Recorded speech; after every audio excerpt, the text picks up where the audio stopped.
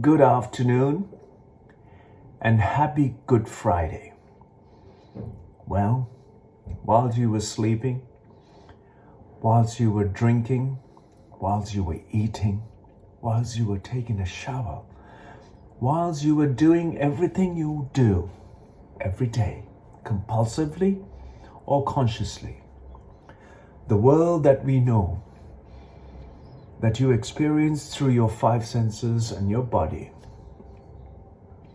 has been happening regardless of what state of your mind and what state of your body and what state of your thought and emotions has been. Regardless, the very earth, the very soil that you are from, the very soil that you walk upon, the very soil you will return to, has been providing you with life, with all the significance and all the concerns and all the grief and pain and hardship, turmoil and uncertainties. The world has been spinning. There's no one somewhere with a long string spinning the planet. It is suspended with no attachments. Why did you get attached to anything?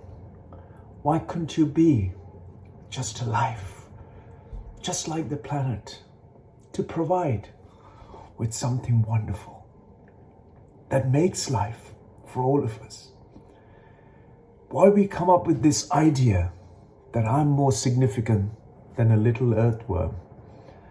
Why do we come up with the simple and silly old ideas that I believe there is this, there is that, and there's no good, there's no evil, there's something that you do not know? What you do not know always come to haunt you. Haunt or hurt? I said it in a way that it applies to every one of us. The haunt means it can hurt you, it can haunt you. What you do not know will rule you. And it's this that we do not know, that you don't turn inward and to make it a possibility, an endless reality, an endless and wonderful, immense joy of possibilities for situations we face. We turn ourselves into more situations and finding ourselves stuck in the midst of all of things that we can find ourselves out by becoming a solution in your life. This is for the children of the future who should be more hands-on with life than conclusions and silly old ideas that have been passed down by generations.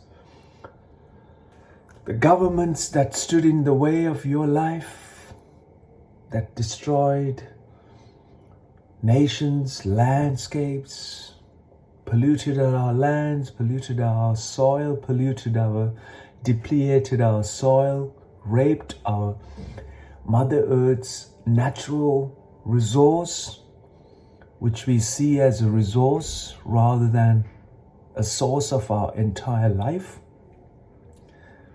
should step away, and instead of enraging the children, we should encourage all-inclusive, youthful minds for the future generations to take ownership of the planet that we as adults have fouled up so much. Even to this day, if you look at the world's leadership of the most influential nations, so-called, on the planet, they're all above 55 years of age. They should be in a retreat, in a meditative and a conscious, responsible manner of behavior. After 55 years been living on this planet with utmost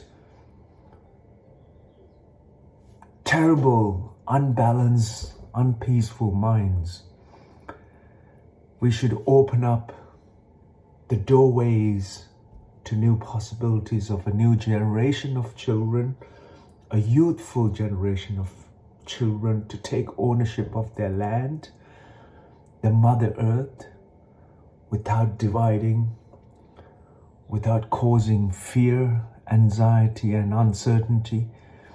We should encourage them with new opportunities and possibilities, open up visions for the youthful societies, and encourage the so-called educated elite who seems to be miserable with the burden of knowledge they have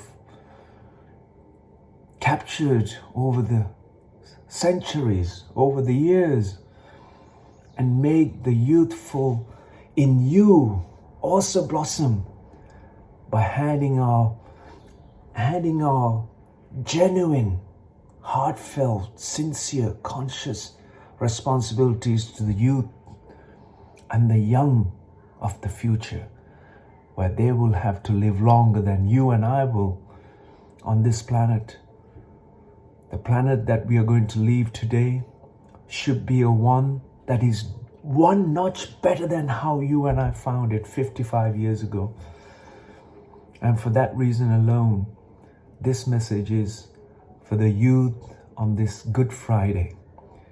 Maybe it's a Good Friday for you to find an excuse to get drunk.